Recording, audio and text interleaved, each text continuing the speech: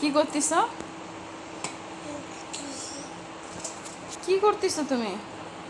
যে তুমি যে আসছো এই খাবার ফেলাচ্ছ কেন? আর এই যে মাছের তরকারির ভিতর 3টা চামচ দিয়ে রাখছো। হুম?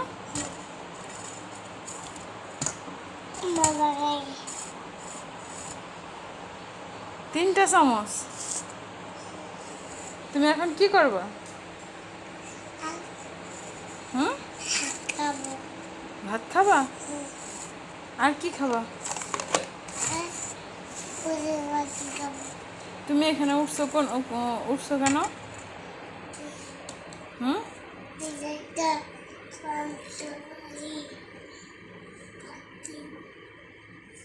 এটা মাথায় দিও না, মাথায় দিও না।